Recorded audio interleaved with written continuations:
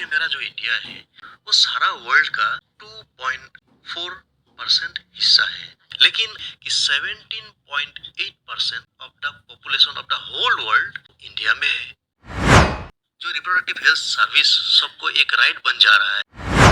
अगर child marriage हो रहा है, जो टीनेज प्रेगनेंसी है, इनमें से 14 मिलियंस एवरी ईयर सारा वर्ल्ड में प्रेगनेंसी रिलेटेड डिफिकल्टीज आते हैं। उनमें से भी 4 million teenage pregnancy goes for abortion. विश्व में 50% फूड महिलाओं लोग बनाते हैं, जबकि 70% जो हंग्री है वो वुमेन की तरफ से है। वर्ल्ड हेल्थ ऑर्गेनाइजेशन का बात आता है।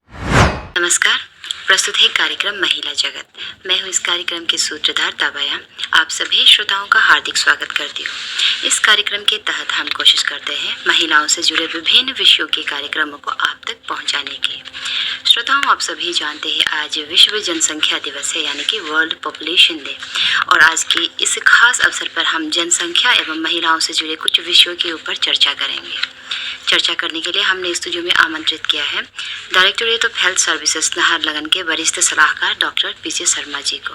नमस्ते सर। नमस्ते। आपका हमारे स्टूडियो में बहुत बहुत स्वागत है सर। दीदी, आपको भी स्वागत है। सर, जैसे मैं बात कर रही थी कि आज हमारे वर्ल्ड पॉपुलेशन डे है, यानी कि विश्व जनसंख्या दिवस है।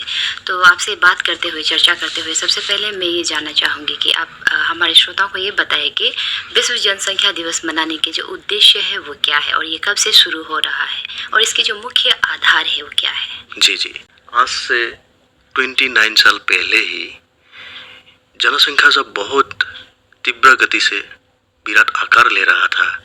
तो धरती को इतना आदमी को खिलाने पिलाने, सारा देखभाल करने के लिए कैपेसिटी में एक चैलेंज जैसा खड़ा हो गया था। ये जब महसूस हुआ, उसी समय में वर्ल्ड हेल्थ ऑर्गेनाइजेशन में ये तय किया कि इसका कुछ कंट्रोल के लिए हम लोग सोच विचार करना पड़ेंगे।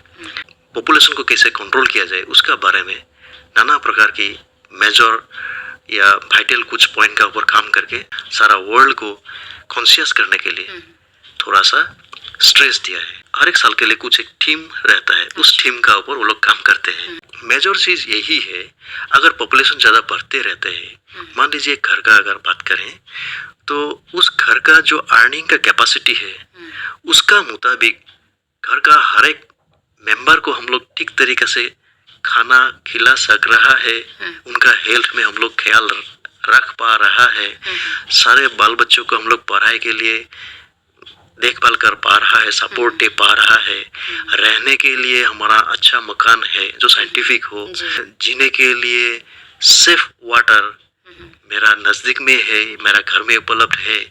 इस तरीका का जो लिविंग का जो स्टैंडर्ड इंडेक्स बनता है, वो सारे चीज़ हमारा पास उपलब्ध है क्या नहीं है। अगर है तो उसको क्वालिटी कैसा है और उसका ऊपर ज़्यादा असर ना पड़े, क्योंकि समझ लीजिए कि मच्छरदानी का जितना कैपेसिटी है उससे भी बहुत बड़ा साइज का एक आदमी अंदर में सोएंगे तो हाथ पाँव निकलेगा तो मच्छर काटेगा। तो इस तरीके से मतलब अपना जो रिसोर्स है, with in that much resource हमारा फैमिली का सारे आदमियों का हम लोग देखभाल कर सकते हैं या नहीं। बच्चा होगा तो उन लोगों को कुछ बीमार हो सकता है सीजन में, एज होने का साथ साथ अर्निंग कैपेसिटी कम हो जाता है, लेकिन जो लाइफ एक्सपेक्टेंसी आजकल बढ़ गया है उसका मुताबिक वो लोग ज़्यादा उम्र तक जिएंगे, तो साथ में कुछ डिजीजेस का असर हो सकता है। उस समय में हम उन लोगों को ख्याल रख पाएंगे नहीं पाएंगे। इस तरीके से मेरा जो लिमिटेड रिसोर्स है उसका अंदर इतना सारे चैलेंजेस को हम लोग संभाल सकेंगे क्या नहीं। ये तो हो गया फैमिली का एक दायरे में हम लोग थोड़ा एक एनालिसिस करके देखा है। तो इसमें असर होता है तो हमको पॉपुलेशन कितना होना चाहिए उसमें हम लोग एक डिसाइड कर सकते हैं।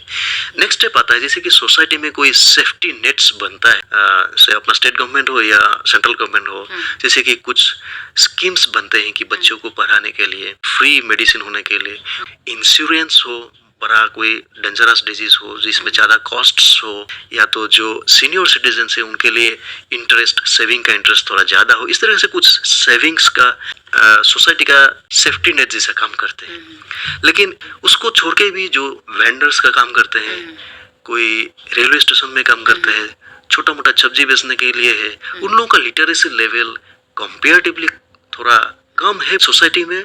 हर एक कैपेसिटी अर्निंग का या अपना लिटरेसी लेवल का अलग अलग ग्रुप रहता है, तो हर एक को मिला के कुछ आगे बढ़ने के लिए सारा इंडिया एक बहुत काफ़ी चैलेंज बन जाता है। तो इसलिए मेन मुद्दा यही है कि हमारा पॉपुलेशन की टर्म में हम रखने से मोटा मोटी सबको हम लोग ख्याल रख सकते हैं, क्योंकि जन्म ज़्यादा होगा तो उतना को हम लोग ख्याल नहीं रख पाएंगे, चाहे वो हेल्थ के बारे में हो। तब क्या हुआ, उन लोगों का डेथ रेट भी ज़्यादा हो सकता है। हमारा रिसोर्स एक के बाद एक खत्म हो रहा है।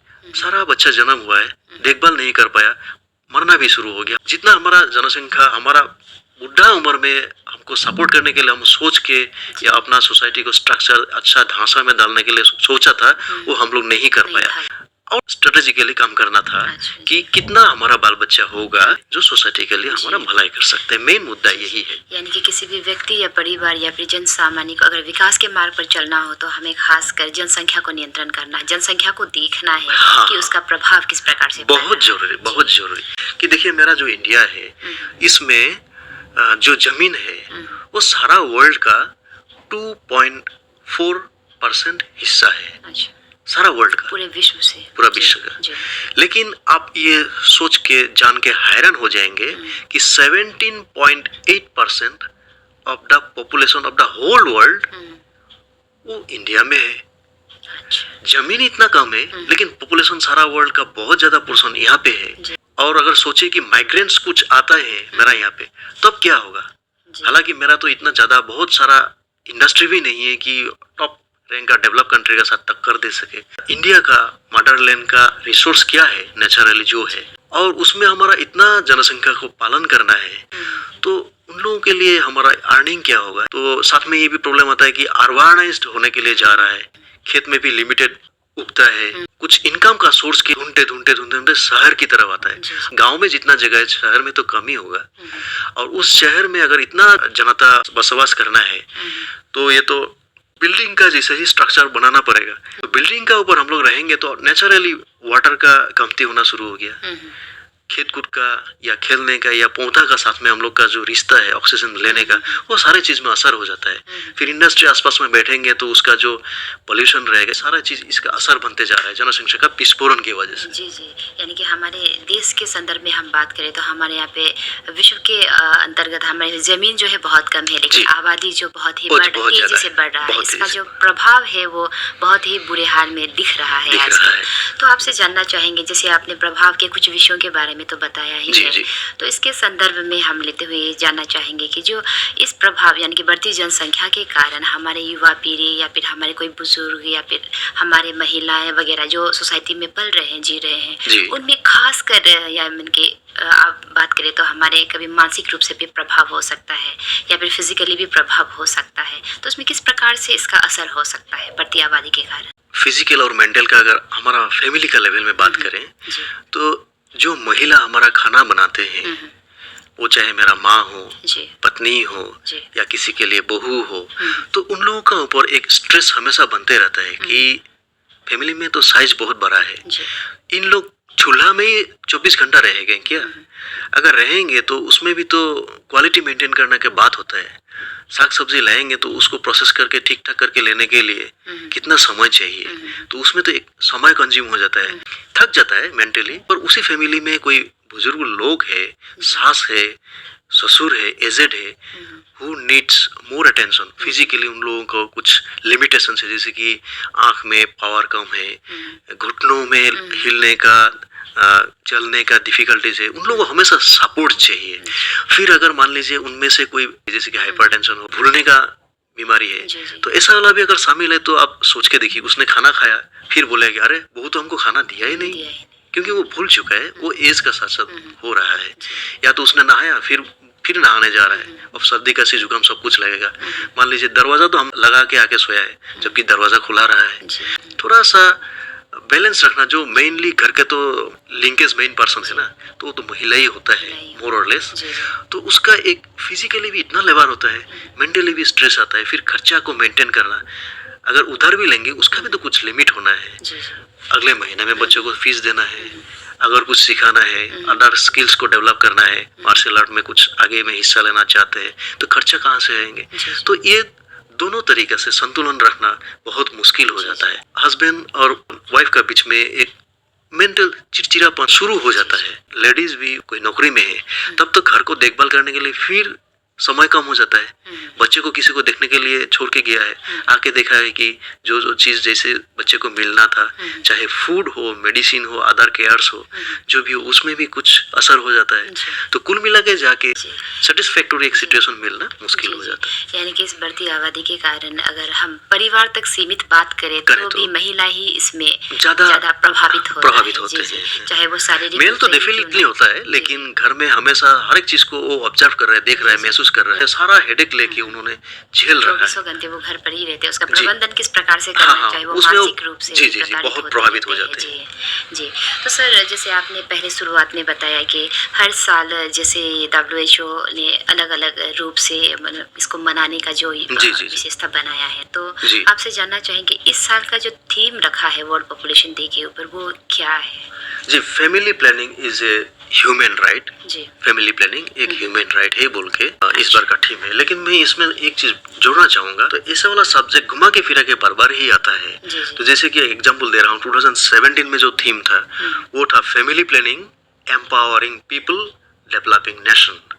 सिमिलरली 2012 में universal access to reproductive health services, यानी कि जो रिप्रोडक्टिव हेल्थ सर्विस सबको एक राइट बन जा रहा है, वो भी एक्सेसिबल सिचुएशन में है नहीं है। इस तरीका का सिचुएशन आज का दिन में भी हम लोग को प्रभावित कर रहा है। तो कुल मिला के जो भी थीम आता है पॉपुलेशन कंट्रोल में, मेनली फैमिली रिलेटेड ऐसा या तो वुमेन्स का हेल्थ लेके, या तो रोल ऑफ यूथ ग्रुप्स, इस तरीके के कुछ आते हैं। जी, यानी कि परिवार नियोजन ही मानव अधिकार है इस साल का जो थीम जी। जैसे आपने बताया पिछले साल का जो थीम है वो भी फैमिली प्लानिंग से ही जुड़ा हुआ रिलेटेड था। फिर 2012 का जो थीम है वो भी रिप्रोडक्टिव सिस्टम यानी कि महिला से ही जुड़ा। बिल्कुल सही बोला आपने, बिल्कुल सही। तो यहाँ मूल रूप से देखा जाए तो जैसे वर्ल्ड पॉपुलेशन को जैसे कि किस प्रकार से कंट्रोल करेगा, तो पूरे ऊपर महिलाओं पर ही निर्भर हो रहा है। जी। तो इसमें आपसे जानना चाहेंगे कि पॉपुलेशन को कंट्रोल करने के लिए, यानी कि इसको नियंत्रण करने के लिए जो महिलाओं का जो योगदान है वो क्या है, किस प्रकार से कर सकेंगे महिला जो शादी होने के लिए जा रहा है,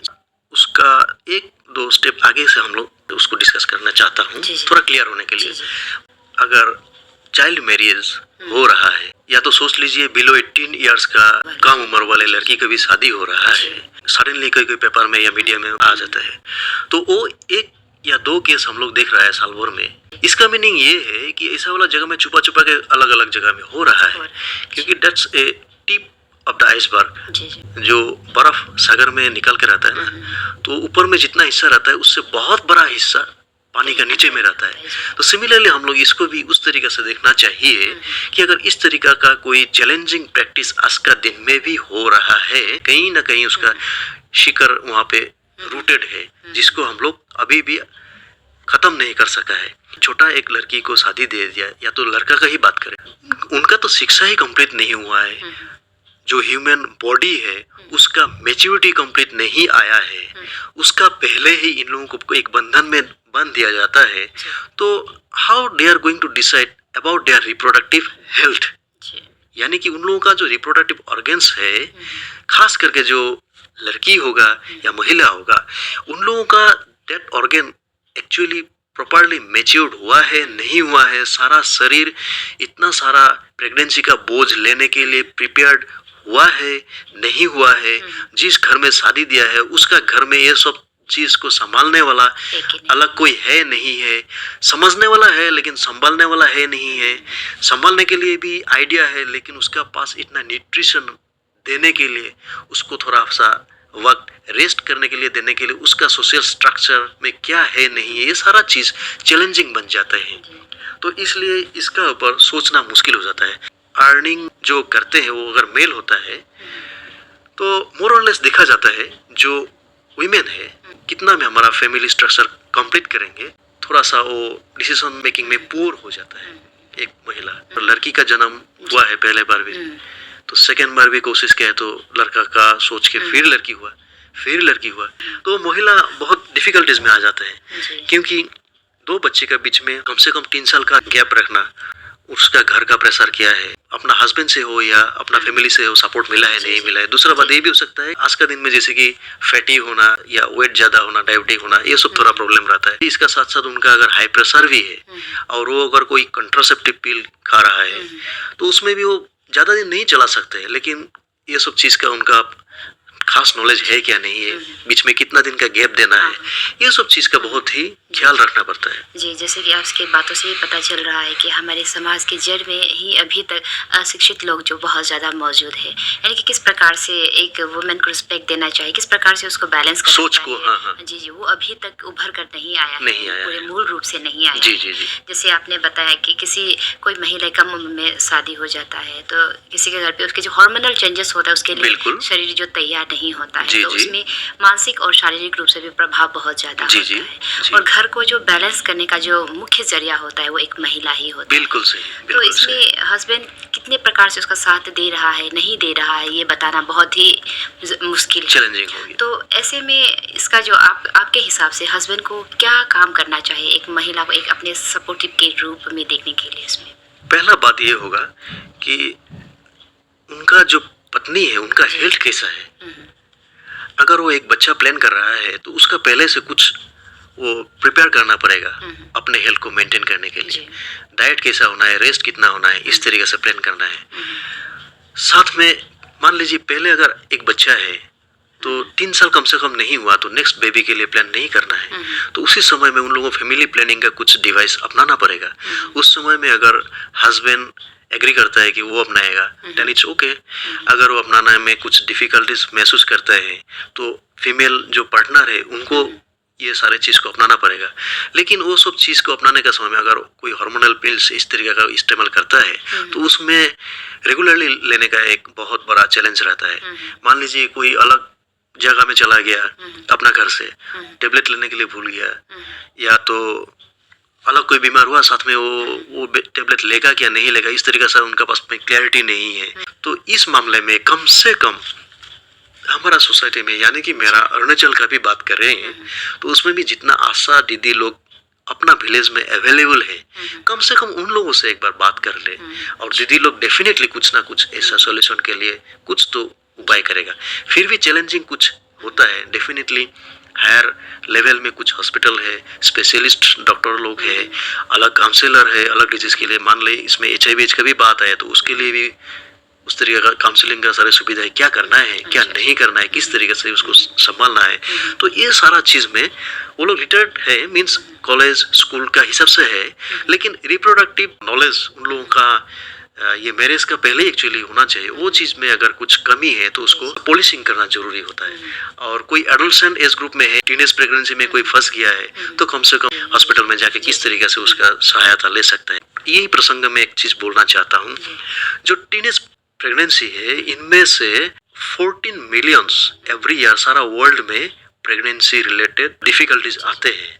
उनमें से भी 4 million teenage pregnancy goes for abortion, means ना उसका बेनिफिट हुआ, मतलब बच्चा ना उसका आगे में जो हेल्थ एक्चुअली प्रेगनेंसी नहीं लेने से उसका हेल्थ को आगे अच्छा से बढ़ा सकता था, वो भी लॉस, मतलब लॉस के ऊपर लॉस। तो उतना में बेस नहीं बनता है कि आगे में रिप्रोडक्टिव हेल्थ को कैसे हम अपनाएं। फिर सोचिए सारा विश्व में 50% फूड महिलाओं लोग बनाते हैं, जबकि 70% जो हंग्री है वो वुमेन की तरफ से है। जबकि ये लोग ही फैमिली के लिए खाना बनाते हैं और सबके लिए खाना बांट के खत्म हो जाता है। उनके लिए जो हिस्सा थोड़ा सा रुक गया, अब ना बना पाएंगे ना फिर इतना बर्तन माजेंगे, क्या करेंगे। यानी कि प्रभावित तो महिला ही घुमा फिरा के हो रहा है। जी सर, समय की कमी के कारण हम हमारी जो बातचीत जो चर्चा है यही रोक देते हैं। आपसे उम्मीद करते हैं कि अगली कड़ी में इसी प्रकार के बहुत ही अन्य महत्वपूर्ण विषयों के साथ फिर से हम हाजिर होंगे। बिल्कुल जी सर, तो आप हमारे स्टूडियो में आए और विषयों से जुड़े कई महत्वपूर्ण जानकारियाँ हमारे श्रोताओं को प्रदान की, इसके लिए आपको बहुत बहुत धन्यवाद। जी आपको भी धन्यवाद। श्रोताओं, आप सुन रहे थे विश्व जनसंख्या दिवस यानी वर्ल्ड पॉपुलेशन डे के अवसर पर एक खास चर्चा, जिसमें भाग ले रहे थे directorate of health services Naharlagun के वरिष्ठ सलाहकार डॉक्टर पीजे शर्मा जी। उम्मीद है ये कार्यक्रम हमारे श्रोताओं को बेहद पसंद आए होंगे। अगली कड़ी में हम फिर इसी प्रकार के अन्य महत्वपूर्ण विषयों के साथ हाजिर होंगे। तब तक के लिए हमें यानी इस कार्यक्रम के निर्माता रत्नेश्वर पेगू जी को, सह तकनीकी बोबी गादुक जी के साथ साथ मुझे यानी कि ताबायाम को दीजिए इजाज़त। इसी के साथ ही आज के कार्यक्रम महिला जगत यही समाप्त होती है। नमस्कार।